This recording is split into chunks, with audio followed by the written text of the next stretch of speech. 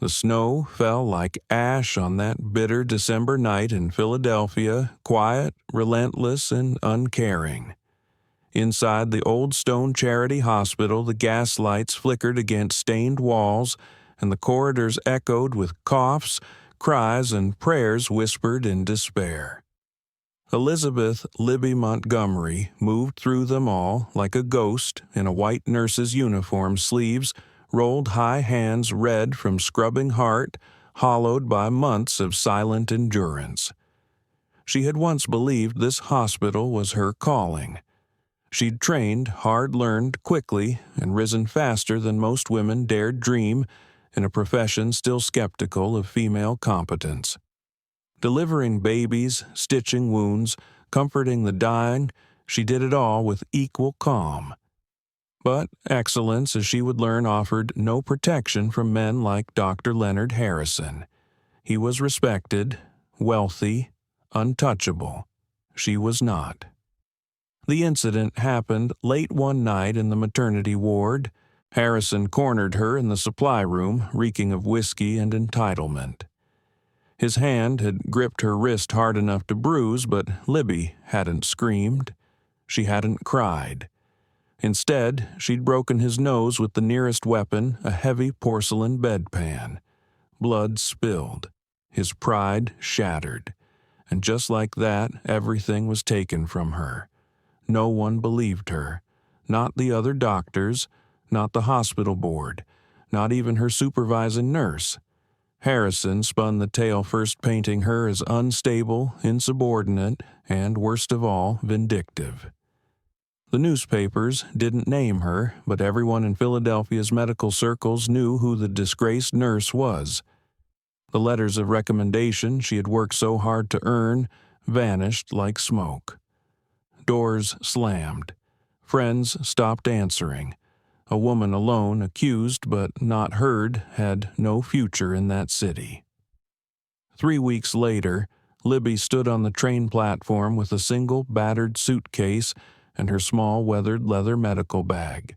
Inside were the only pieces of her identity that hadn't been stolen. Her surgical tools, a few vials of medicine, and the faded certificates proving she had once been considered capable. She boarded the westbound train with $37 to her name and no destination beyond the vague promise of work in the frontier towns. Out west, she'd heard they didn't care as much about scandal. They needed hands. They needed healers. Maybe someone like her could start again where the soil was rough and new. The journey was long, unforgiving, endless white outside the window as the train carved its path through frozen forests and icy plains. Libby kept to herself, clutching her bag like it might disappear too, sleeping in brief fits and waking to the murmur of strangers with stories like hers, ruined dreams, broken reputations, hopes now pinned to the wild unknown.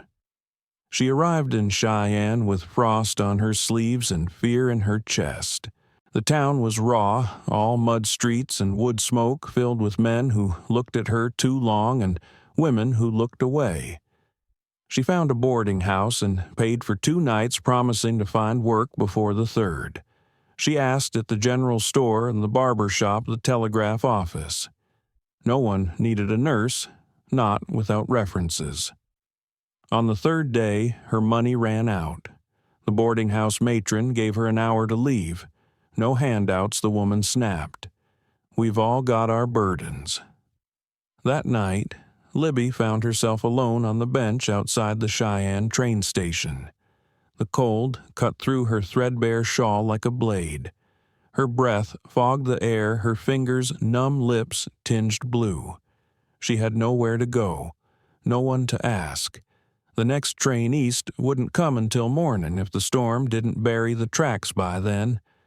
She sat stiff-backed, proud even in her desperation, her bag by her side and her heart screaming silently against the dark. How ironic, she thought bitterly. A woman trained to save lives now unable to save her own from a slow death by exposure. And yet she refused to cry. Her strength wasn't in tears. It was in stillness, in stubbornness in the fire that hadn't quite gone out despite all that had been done to extinguish it. Around midnight, as snow swirled like ghosts in the lamplight, she heard the distant rhythm of hooves crunching over frost. A rider, slow, deliberate. Libby sat up straighter, instinct taut, unsure if this was help or harm. Through the haze, a figure emerged, tall, broad-shouldered, cloaked in a thick wool coat and a wide-brimmed hat dusted with snow. His horse was a striking black stallion, its breath steaming into the night. The man dismounted with ease and confidence, tying his reins before striding toward the station with the weight and grace of someone used to command. When he opened the station door, a gust of wind followed him and sending the lantern flame flickering wildly. "Evening, miss," he said, touching the brim of his hat. His voice was deep and steady with a lilt that suggested Texas or somewhere near it. "Mighty cold night to be sitting here alone." Libby tried to speak, but her teeth chattered uncontrollably. She gave a small nod, watching him with wary, frost-bitten eyes. The man crouched in front of her, scanning her face, then noting the medical bag at her side. Something shifted in his expression. Concern, curiosity, maybe even recognition of the quiet desperation in her gaze. "Are you a doctor?" "Miss N. Nurse," she managed through clattering teeth. "Elizabeth Montgomery, Philadelphia." His brow lifted. "A trained nurse out here's rarer than gold. I'm Jackson Thornton Jack. I run the Double T Ranch about 20 miles north." He stood pulling off his gloves and shrugging out of his heavy coat. "Storm's getting worse. This place ain't heated. You stay here much longer, you're not going to make it to morning." Before she could protest, he draped the warm coat over her shoulders. The sudden heat, his heat, startled her, made her gasp. It smelled of saddle leather smoke and something sharp and clean like pine. I don't have money for a hotel," she whispered. "That's not your concern right now," Jack said, his voice firm but kind. "Getting you warm is." When she tried to stand, her legs buckled. Without hesitation, he swept her up in his arms. She was too tired to argue, too cold to be proud. As he carried her into the night across the snow-slick street toward the Cattleman's Hotel, Libby found herself pressed against the chest of a stranger, and yet for the first time in months she felt the faintest flicker of safety. Not trust, not yet, but something like it. Hope. The warmth of the hotel lobby hit Libby like a slap-sharp, stinging shocking. After hours in the cold, her skin ached as sensation returned, fingers burning as blood began to flow again. She was still trembling, barely able to speak, when Jack Thornton carried her through the heavy oak doors of the Cattleman's Hotel. Every head in the room turned. A woman, half frozen in the arms of one of the wealthiest men in Wyoming territory. It wasn't something the townsfolk saw every night. "Found her at the station," Jack said simply, "near frozen to death." The desk clerk, a thin, balding man named Perkins, stumbled over himself to fetch a key. "Room 12, sir. Second floor. I'll have blankets, hot food, and coffee sent up right away. Shall I call the doctor?"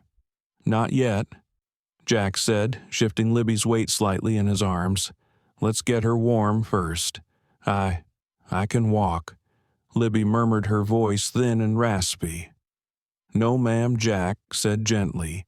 "You don't need to prove anything right now." Her protest died in her throat. He carried her up the stairs like she weighed nothing, cradling her as if she were glass. Libby felt strangely detached, as though watching herself from the outside, this woman being rescued, her heart confused between embarrassment and gratitude. The hotel room was large and well-appointed with a blazing fire already lit. Jack laid her carefully in a padded armchair by the hearth, then knelt and fed the flames higher until the heat poured into the room in waves. Moments later, a boy arrived with a tray of steaming soup, thick blankets, and hot coffee. Jack tipped him a silver coin and sent him on his way. He poured coffee into a delicate china cup and wrapped a woolen blanket around Libby's shoulders himself. His hands were rough and calloused clearly, not a man afraid of hard work, but his touch was surprisingly gentle. "Drink this slowly," he said, offering her the cup. "Too much heat too fast can hurt you more than help." Libby took the cup with shaking fingers. The warmth of the porcelain felt like heaven against her palms. The coffee scalded her tongue, but she didn't care. It reminded her she was alive. "You seem to know something about medicine," she said hoarsely, eyeing the way he watched her for signs of shock. Jack gave a small smile. "You learn a thing or two on a workin' ranch. When the nearest doctor's 100 miles away, a man figures out how to set a bone and stitch a wound. I'm a nurse," she said softly. "Libby Montgomery, Philadelphia." He paused, eyes narrowing with interest. "A trained nurse." "Out here," Libby nodded. "Well, that's rarer than a July snow in Wyoming," Jack said. "Name's Jackson Thornton. Most folks call me Jack. I own the Double T Ranch about 20 miles north." She studied him carefully now. Mid-30s maybe, broad-shouldered and sun-darkened, but his coat and boots were high quality. His posture more polished than most frontiersmen. He was wealthy, that much was clear, but he didn't wear it like armor. He was watching her now, not with suspicion, but curiosity. "What brings a Philadelphia nurse all the way out here in the middle of a storm?" he asked. Libby hesitated, then looked into the fire. There was trouble back east. A doctor tried to force himself on me. I defended myself, broke his nose. She paused, then added, "They fired me. No one else would hire me after that." There was a long silence. She expected disbelief, or worse, pity. Instead, Jack leaned back in his chair and said, "Good for you. I hope it broke clean." She almost laughed. "It did," she said quietly. "Well, Miss Montgomery, let me be blunt. My ranch is big, 50,000 acres big. I keep 60 men on staff year-round, and that nearly doubles during branding season. Those boys get hurt. Often. Right now, we've got no one but an old cowboy who swears by whiskey and spider webs. I've been looking for someone with real skill for over a year." Her eyes lifted. "I'd like to offer you a job," Jack continued. "As the ranch's nurse. Good pay. Warm cabin of your own. Supplies full authority over medical care. No charity, just honest work." Libby blinked. "Why me? Because I've got a gut for people," he said. "And something tells me you've had more taken from you than anyone ever had the right to. But you're still standing. I respect that." She was silent for a moment. "And if I say no, then I'll pay for your hotel room and help you get to wherever you're headed next," Jack said calmly. "But I'd be a fool not to at least ask." Libby studied his face. It was open, steady. There was no leer in his gaze, no pressure in his voice. Just a genuine offer. Most doctors wouldn't hire a woman, she said. "I'm not most doctors," Jack said, smiling faintly. "And I'm not looking for a man. I'm looking for someone who can do the job." She took a slow sip of coffee. Her hand still trembled, but something inside her had stopped shaking. "I'll think about it," she said.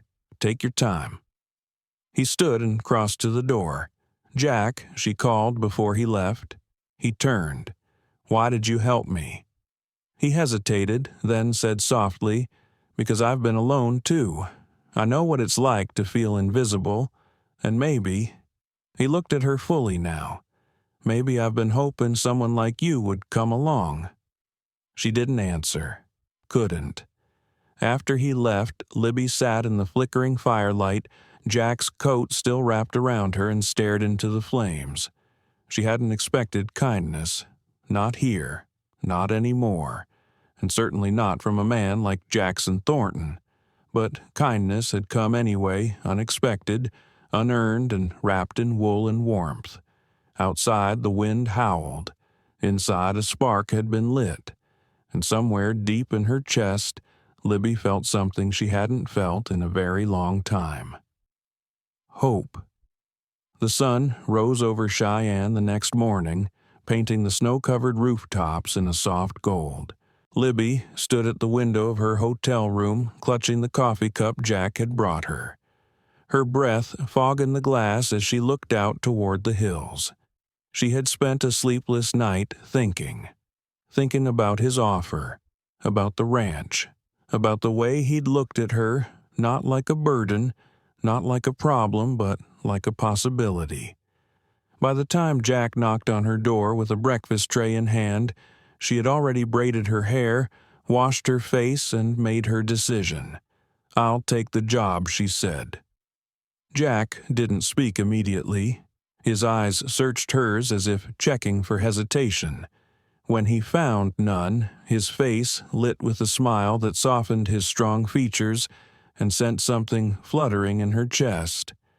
"You won't regret it," he said simply. They left Cheyenne just after noon, riding side by side through the Wyoming wilderness. Jack had bought her a proper coat, riding boots, gloves, and all the essentials, refusing to hear a word about repayment. "Consider it an advance on your first month's wages," he said with a wink. The snow was deep, but the path well worn. The landscape unfolded in quiet majesty, snow-laced cottonwoods, frozen creeks, and far-off mountains kissed by sunlight. Libby had never seen such open space. It was terrifying and beautiful. By late afternoon, the land dropped away before them into a vast, sweeping valley. "There she is," Jack said, pointing. The Double T Ranch looked like a town unto itself. A large log main house stood proud at its center, surrounded by bunkhouses, stables, a blacksmith shop, a cookhouse, and corrals. Smoke curled from chimneys. Men moved through the yard tending to horses and wagons. Libby inhaled sharply. "It's huge." Jack grinned. "Wait till spring. This place blooms like Eden." As they rode into the yard, the ranch hands stopped what they were doing to watch. Jack dismounted and called out, "Boys meet. Miss Elizabeth Montgomery, she's our new nurse." There was a collective cheer.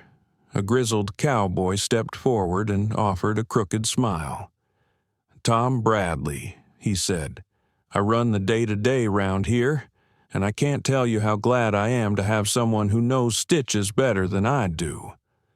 Another cowboy raised a bandaged hand. "Cut myself on barbed wire. Hurts like hell." "I'll take a look once I'm settled," Libby replied. Jack led her to a small but well-built cabin about 50 yards from the main house. "This'll be your home," he said, opening the door. Inside was a single cozy room with a fireplace, already lit, a bed tucked into one corner, a desk, and simple furnishings. A small bedroom connected to a compact kitchen stocked with supplies. But what caught her breath was the third room. Jack pushed the door open to reveal a fully equipped medical office, cabinets of supplies, a surgical table, clean linens, and well-maintained tools. "I ordered most of this 6 months ago," Jack said. "Been hoping I'd find someone worthy of it." Libby swallowed hard. This must have cost a fortune. "A good nurse is worth a fortune," he said simply. That night, she treated 3 cowboys, bandaged a twisted ankle, removed a splintered nail, and cleaned the barbed wire cut. Word spread fast. By morning, men were lining up politely outside her cabin. She wasn't just welcome, she was needed. Over the next few weeks, Libby's presence transformed the ranch. She established routines, organized supplies, and taught the men basic hygiene and first aid. For the first time in years, she felt herself returning, mind-sharp hands, steady, voice firm. and the men respected her. They called her Miss Montgomery with a kind of reverence. They listened, they trusted her. Even Tom Bradley, initially wary of a lady with a doctor's bag, began sending men to her first before riding into town for help. Jack made sure she had everything she needed but gave her space. He didn't hover, didn't push. But most evenings after supper, he'd show up on her porch with a cup of hot chocolate or a slice of Martha's pie. They'd talk about ranch life, about her time in Philadelphia, about how lonely the plains could be and how honest. He didn't speak like a man trying to impress her. He spoke like someone who wanted to understand her. One evening, as they sat watching the moon rise over the mountains, Libby asked, "Why did you really build that medical room?" Jack didn't answer at first. Then he said, "I buried 2 good men last year, snake bite and a crushed rib. Both could have lived if we had someone like you. I got tired of waiting for a doctor who'd never come." He looked at her. "I started praying for a healer, and then I found you." Their eyes locked. It was the first time she let herself consider what had been growing quietly between them. He never touched her, never crossed a line, but she noticed the way he looked at her when he thought she wasn't watching, and she wasn't immune. She loved his steadiness, his sense of justice, the way he carried responsibility like a second skin, but never let it make him hard. One stormy night, a young ranch hand named Billy was thrown from a horse.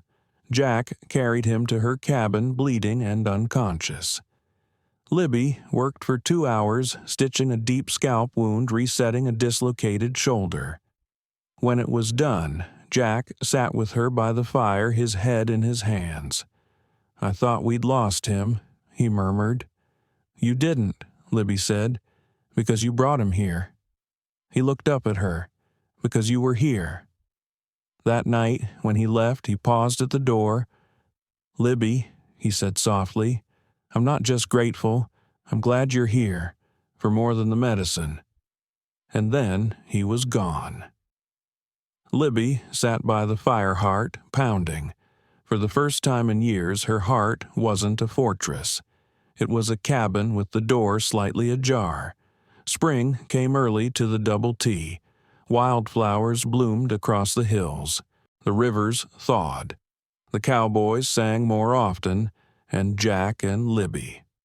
They were changing too. One step, one evening, conversation one shared, look at a time. She was no longer just the nurse. She was becoming part of something, and maybe someone's future. Spring had turned the Double T Ranch into a living canvas, fields bursting with wildflowers, streams running clear, and the snow-capped peaks gleaming under a sky so wide it made you feel small. But it wasn't just the land that was changing. It was Libby Montgomery.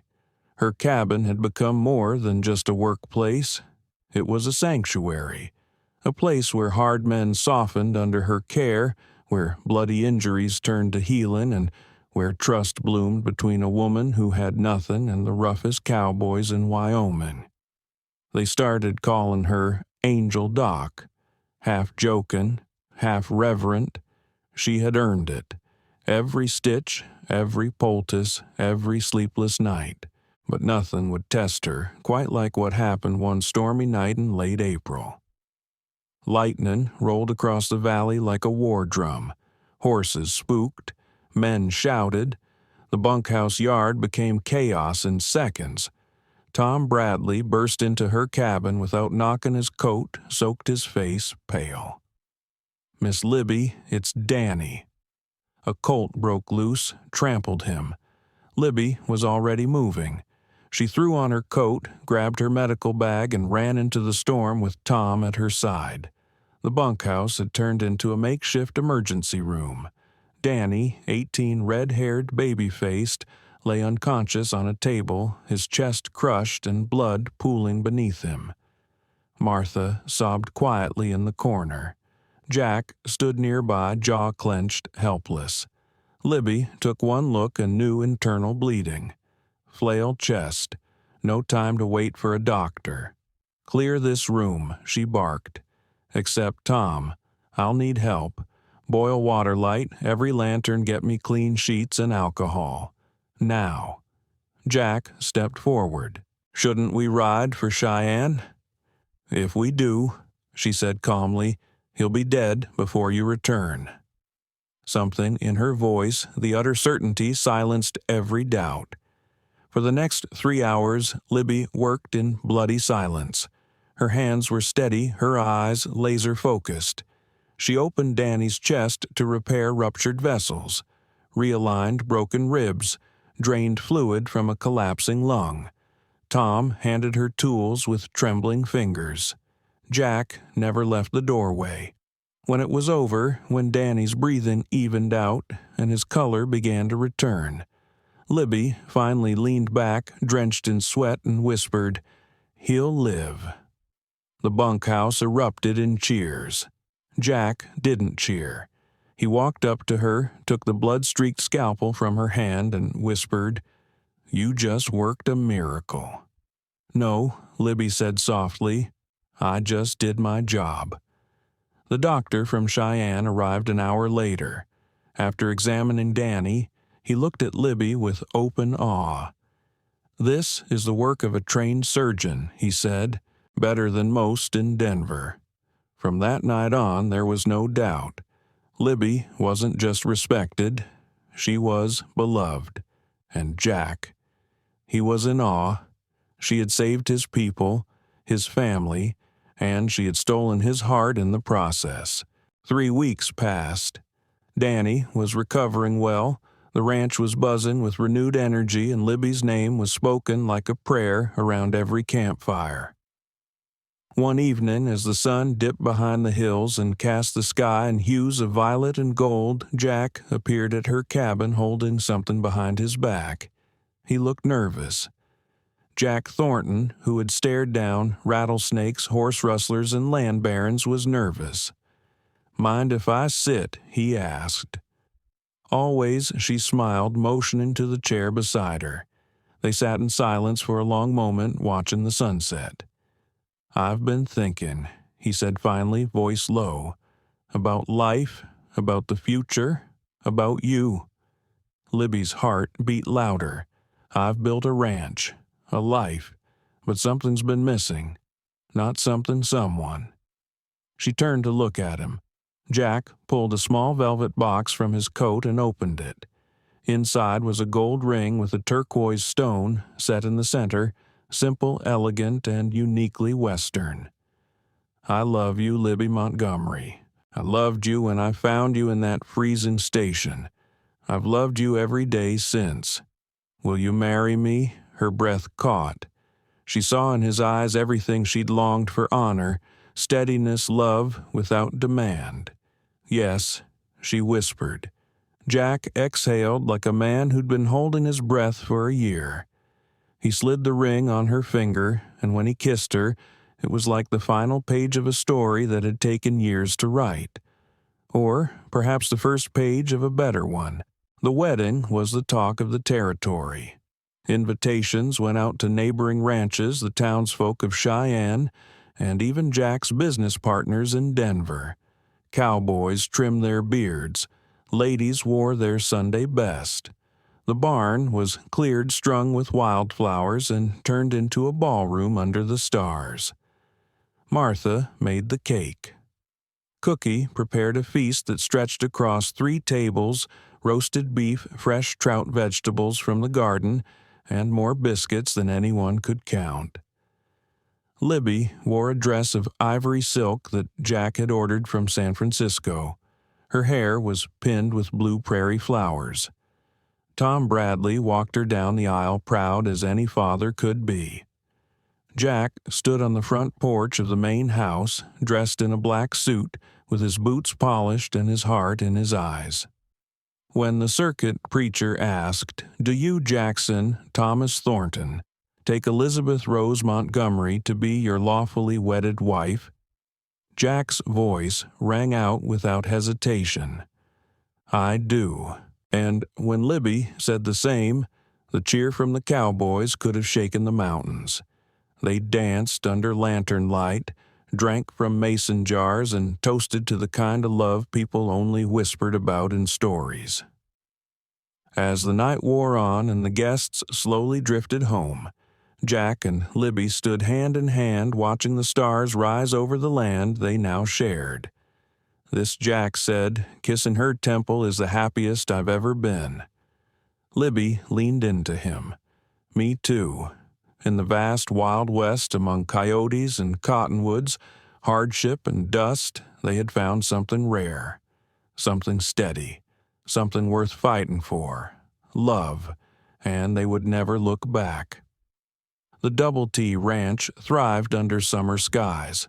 Wildflowers stretched across the hills, calves were born healthy, and for a time life was exactly as Libby had dared to hope, full, meaningful, and anchored in love. She had become more than a nurse, more than Jack Thornton's wife. She was a leader, a healer, a pillar of the community. But even the brightest sun casts long shadows. It began with a telegram delivered on horseback by a breathless messenger from Cheyenne. Dr. Leonard Harrison arriving on next eastbound train. Claims official investigation into unauthorized medical practice. Carrying federal paperwork. Prepared for legal action. Libby stood frozen, the telegram trembling in her hands. Jack read her face before he read the message. Him, he asked grimly. She knotted her throat too tight to speak.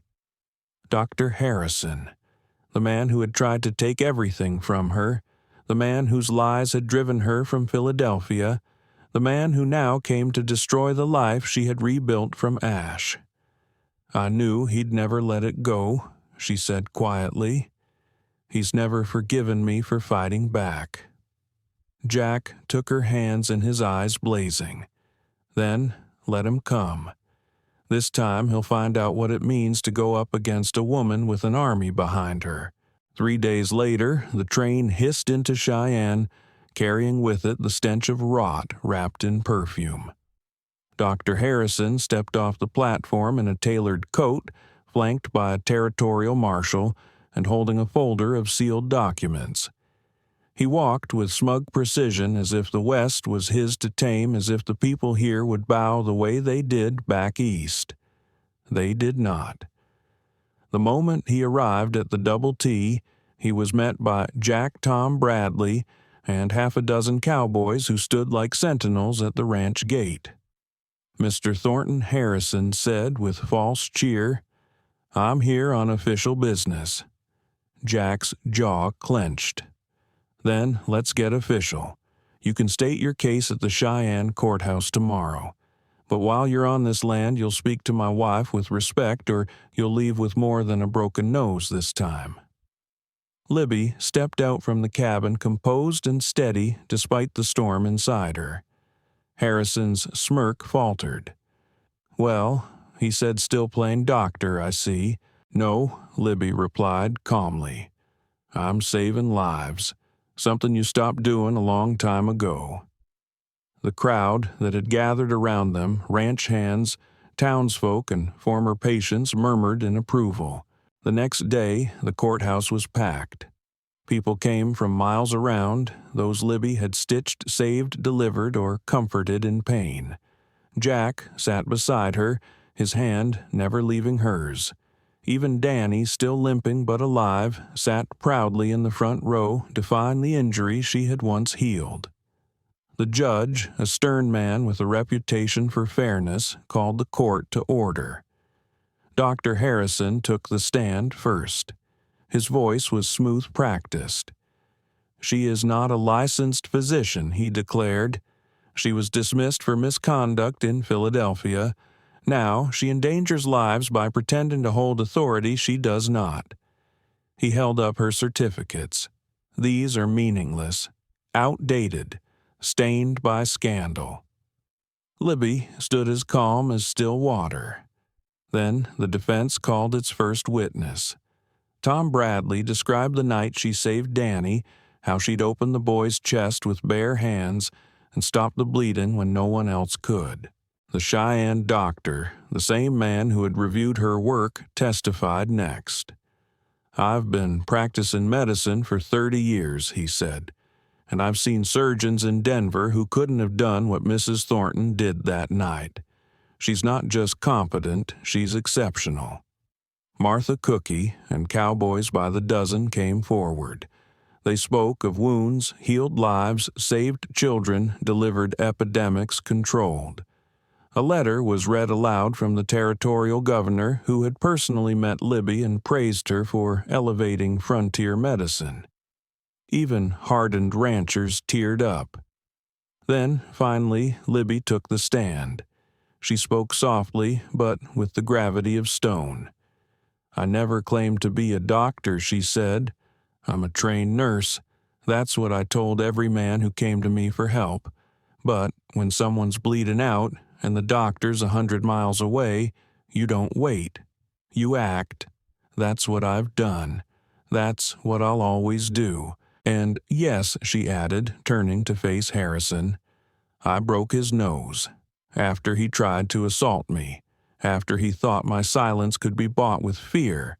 But the West taught me something Philadelphia never did. A woman's voice matters here, and I won't be silenced again."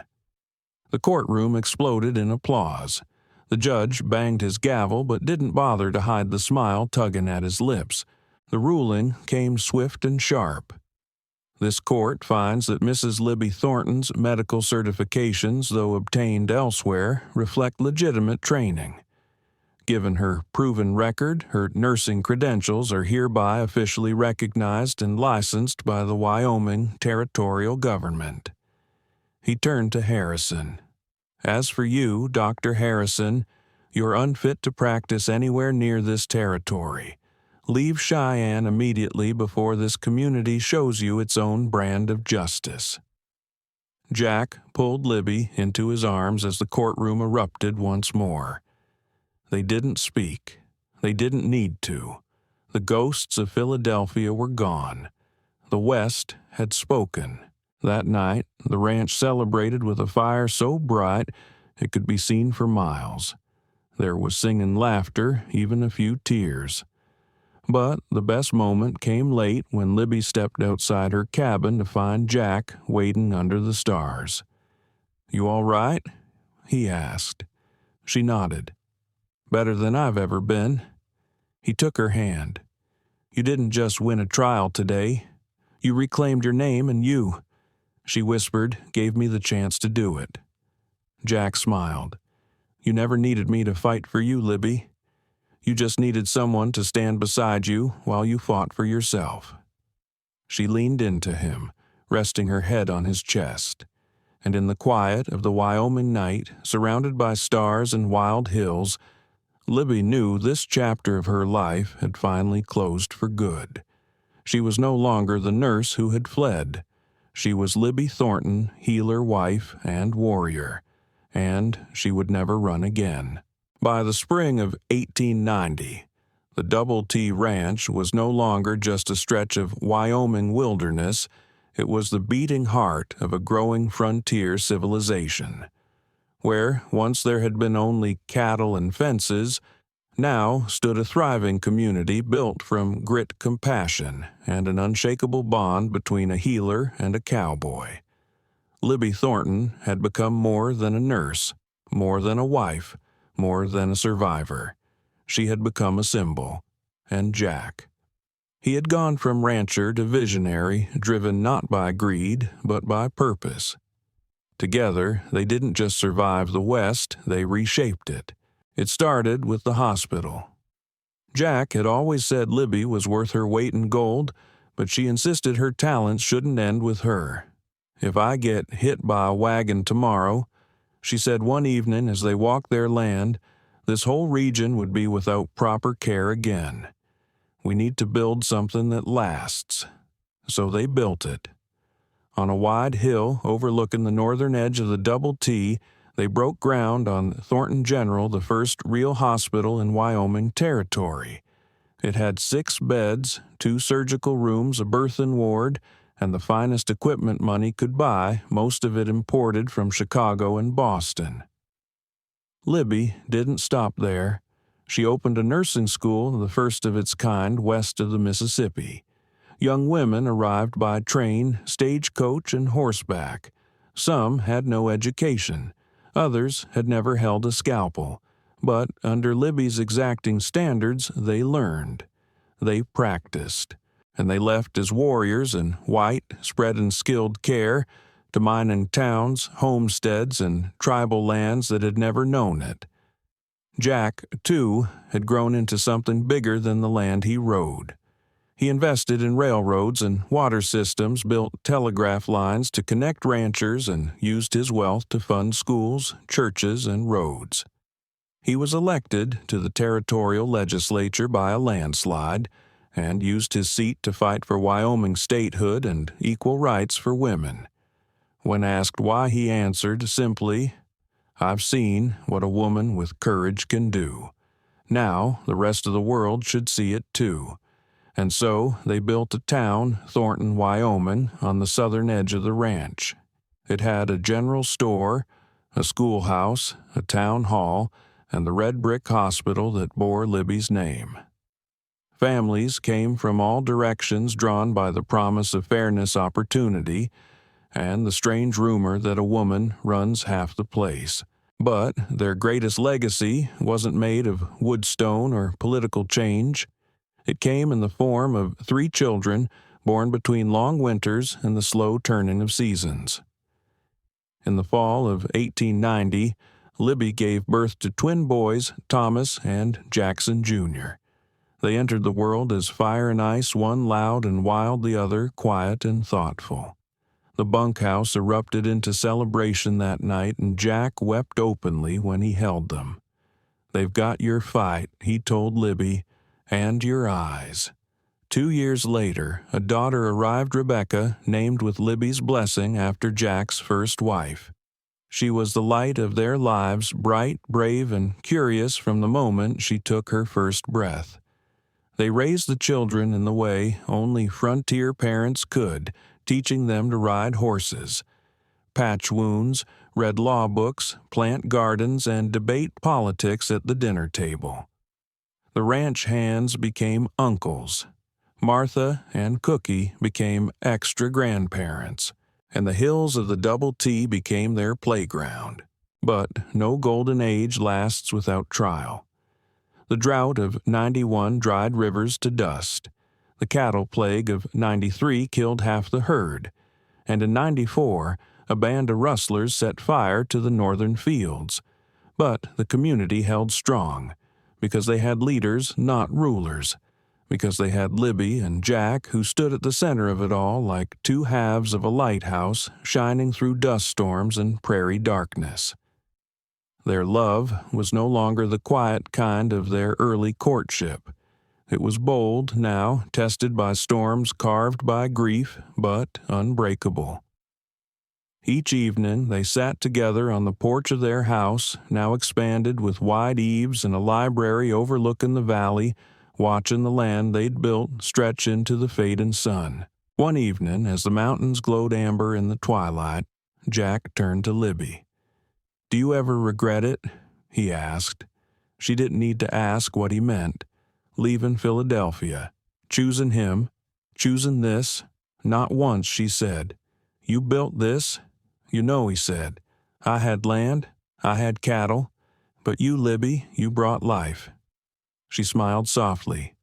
"We did it together." That night, little Rebecca sat on her papa's lap and pointed at the stars. "Which one's ours?" she asked. Jack looked up. "All of 'em," he said, "but if you have to pick, choose the brightest. That's the one your mama lit."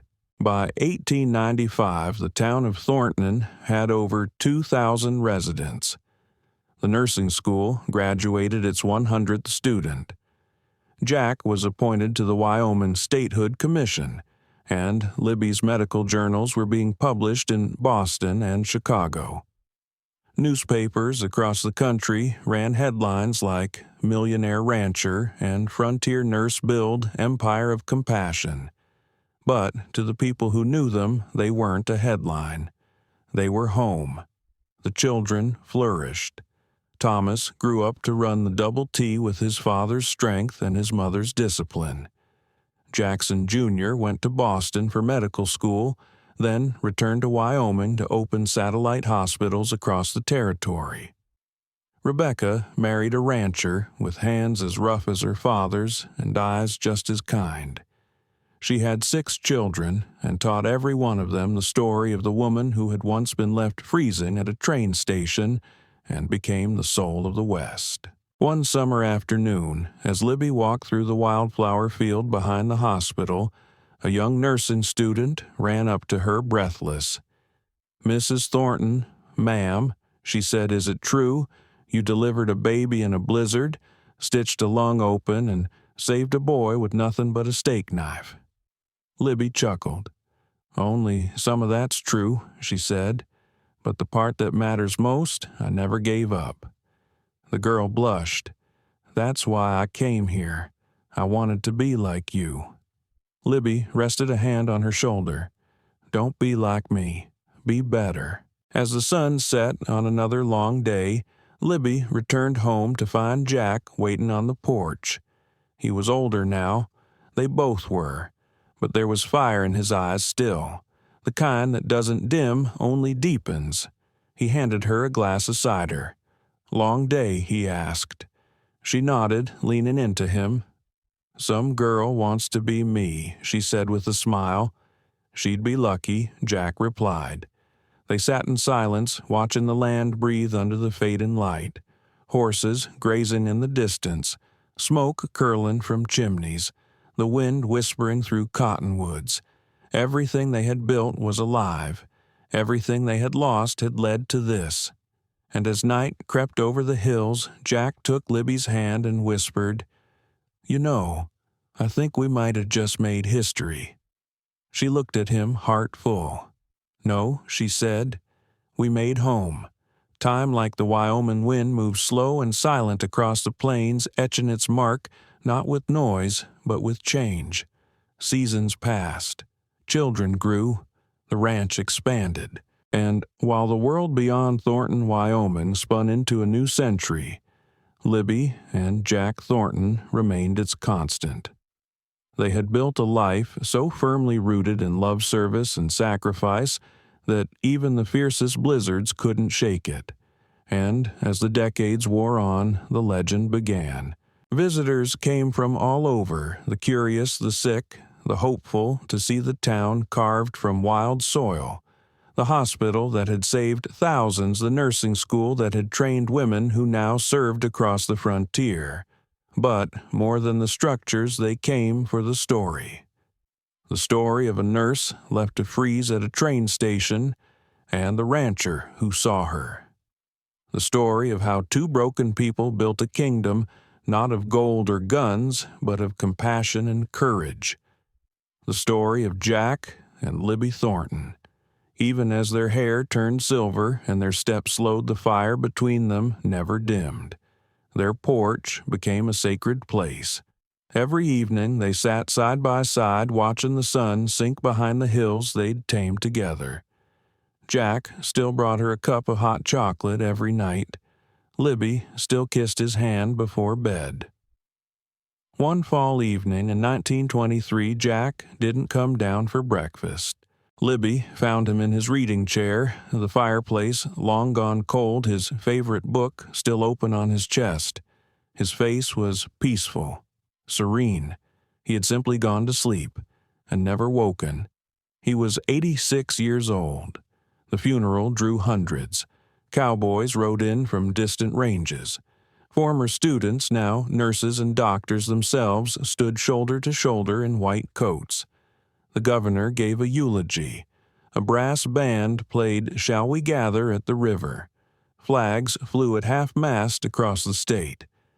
They buried Jack on the hill overlooking the Double T, his favorite view of the valley. Libby stood tall throughout the service, surrounded by their children and grandchildren. but her heart was broken in a way that could not be stitched or mended. 3 months later, to the day she passed away quietly in her sleep, just as Jack had. Her final words spoken to her daughter Rebecca were simple: "Tell him I'm coming." They were buried side by side beneath the cottonwoods, wrapped in the golden hush of Wyoming wind. The shared headstone read, "Forever and always," a love that made history. But no stone could capture what they meant to those who had lived under their light.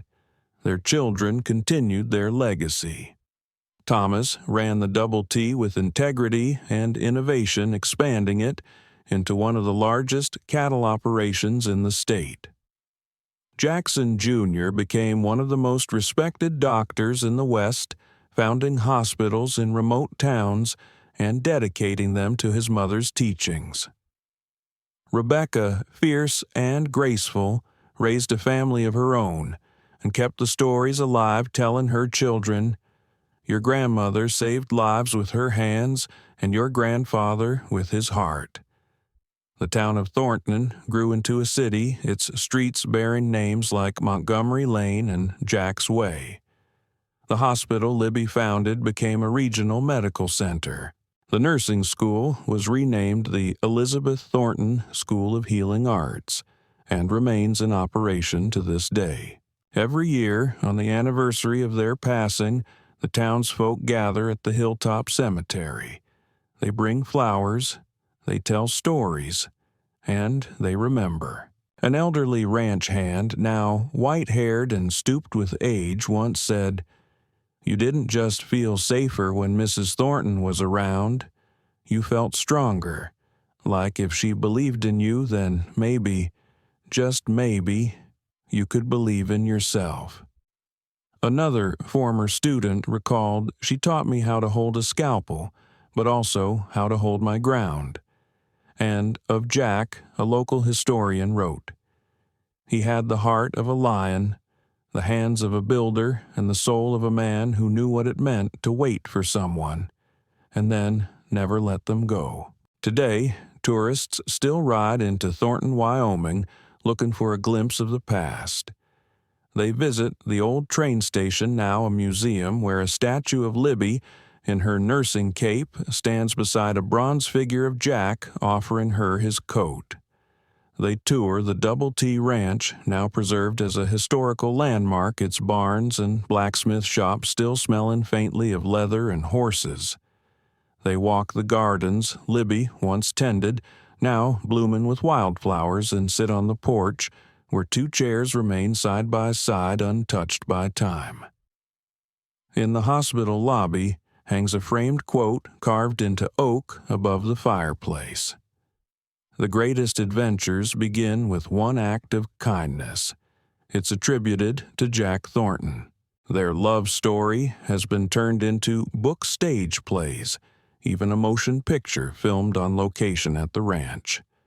But no adaptation could truly capture the quiet moments, the gentle smiles, the stitched wounds, the long rides across snow-covered plains where 2 souls slowly, fearlessly found each other. Jack and Libby Thornton didn't just live in the West, they became it. Fierce, free, enduring. And so, beneath a sky that stretches wider than time, the wind still carries whispers between the cottonwoods. A story of a man who stopped for a stranger, of a woman who found her worth in the wilderness, and of a love that didn't just survive but changed the land it touched. Forever and always. The wind that once whispered over empty prairies now danced through schoolyards and church bells. Where once stood only fences and dust, now bloomed a town, Thornton, Wyoming, born from grit, healed by kindness, and held together by a love that reshaped the West. At its heart were 2 people who had arrived broken, but had refused to stay that way. Jack Thornton, a cattleman with calloused hands and a heart far too gentle for the gunslinging world he rode through. And Libby Montgomery, a discarded nurse who had nothing but a bag of tools, a fire in her soul, and the quiet courage to start again. It began with a single act of compassion when Jack offered a freezing woman his coat and his faith. He didn't ask where she came from or what she had done. He only saw the pain in her eyes and the weight she carried, and he made space for both. That simple kindness didn't just save a life, it rewrote destiny. Libby wasn't a helpless damsel. She didn't fall into Jack's arms for protection. She stood beside him fiercely steadily, every wound she stitched in others, healing something deeper in herself. She refused to let the past define her. Instead, she built something new with her bare hands, an identity forged not in trauma, but in resilience. Theirs was not a love of fireworks or whispered poetry. It was born in sweat and survival, in whispered encouragement across operating tables and coffee, shared at dawn, and silent porch sitting under stars. It was a love of equality, a rancher and a nurse not trying to fix one another, but to belong to something greater. They married not because they were perfect, but because they were willing to choose each other every single day. In time, what began as a ranch became a movement. Jack and Libby weren't satisfied with prosperity for themselves. They believed legacy was something you built for others. So they built. Together, they carved a town into the wilderness Thornton named not for ego but for commitment. Schools, a post office, a general store, a church, and, at the top of the ridge visible for miles, the Thornton Medical House, the first real hospital in the region, its foundation laid stone by Jack's men, and filled with knowledge passed from Libby's hands to generations of frontier nurses. Young women arrived in wagons, some barefoot, others bruised by the world. Libby trained them all firmly, gently, teaching them how to stop bleeding, how to hold a hand through death, how to hold their own ground in courtrooms and saloons. They didn't leave as nurses. They left as fighters. Jack, too, expanded beyond saddle and soil. He joined the legislature, pushed for clean water laws, fought for better pay for teachers. And when the debate on women's suffrage reached Wyoming, he stood up in the assembly and declared, "I've seen a woman perform surgery with no sleep and no heat, while men panicked. I've seen her ride into town to confront the man who tried to ruin her and leave with the law on her side. You think she's not fit to vote, gentlemen? I think we're lucky she doesn't run the entire territory." The motion passed. Their personal story was written not just in letters and ledgers, but in the faces of their children. Twin boys, Thomas and Jackson Jr., born during a spring thunderstorm, and a daughter, Rebecca, fierce-eyed and compassionate like her mother. The boys grew into their roles, Thomas as a rancher, Jackson Jr. as a frontier doctor. Rebecca raised children of her own, teaching them to never apologize for having a strong voice and a kind heart. But more than success, the Thornton children inherited a belief that goodness was something you lived, not preached. That love, true love, was forged not in perfection, but in the fires of mutual effort. Libby and Jack aged slowly, gracefully. Their porch became a monument. Each evening, neighbors saw the same silhouette, 2 chairs, 2 cups, 2 people watching the sun fall behind the hills they had tamed together. He still brought her hot chocolate. She still read to him aloud from medical journals, though his hearing had faded. "I'm not done teaching you," she teased one night. "And I'll never stop listening," he whispered back. One crisp October morning in 1923, Jack didn't come down for breakfast. He passed in his sleep with a note in his hand addressed to Libby. "I'll wait for you on the hill. Forever and always. Jack." She followed 3 months later, quietly, peacefully, her last words whispered to Rebecca, he's waiting. They were buried side by side under a great cottonwood tree overlooking the ranch, the valley, and the town they had built. Their gravestone bore the words "Forever and Always," a love that made history. And history remembered. Today, Thornton, Wyoming is more than a dot on a map. It's a living legacy. The hospital now treats thousands a year. The Elizabeth Thornton School of Nursing remains one of the most respected programs in the American West. The Double T Ranch, still run by the Thornton descendants, is both working land and museum. And every year, on the anniversary of Jack and Libby's passing, the town holds a celebration not just of their love, but of the values they embodied: compassion, courage, community, and the idea that one stranger's kindness can change a life and that life can change a nation. Tourists still visit the train station where it all began. Children touch the statue of Jack, offering his coat to Libby, and ask, "Did it really happen?" And the guide always answers, "Yes, it happened." And the West has never been the same, because in a time of lawlessness and dust, one woman chose to rise. One man chose to believe in her.